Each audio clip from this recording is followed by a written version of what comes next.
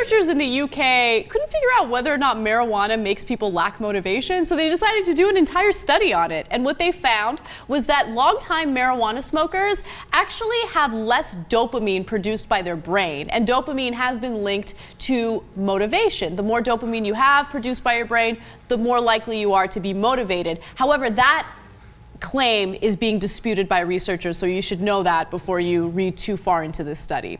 So what the researchers did is they took 19 participants that were heavy marijuana smokers and then 19 participants that did not smoke marijuana, and through PET scans they found that heavy marijuana users produced less dopamine in their brain. Interesting. Yeah.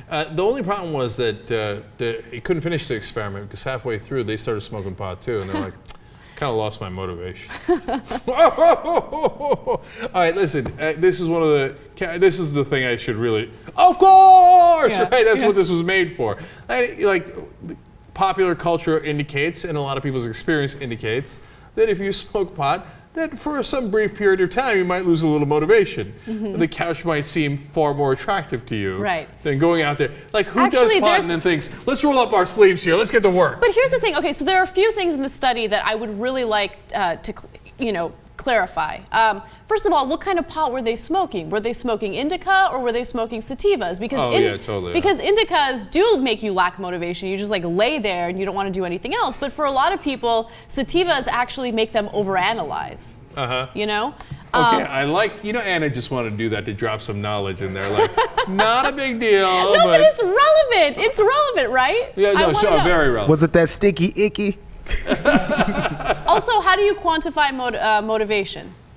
Like, how do you do that? Yeah, well, it's interesting. I'm sure they've got some way of doing it. I was going to look more into it, but I lost motivation. Why? Were you do your thing? Okay. I was halfway through reading that article. I was like,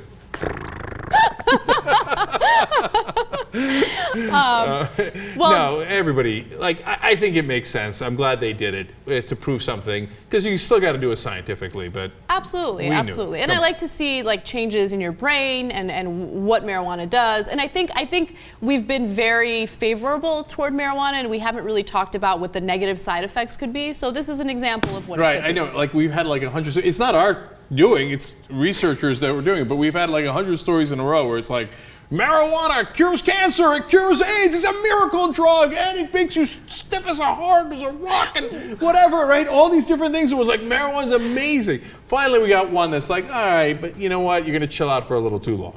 Okay. And by the way, I should note that the researchers did find that these effects were reversible. So if you stop smoking it, then your brain will go back to normal and it'll produce appropriate amounts of dopamine.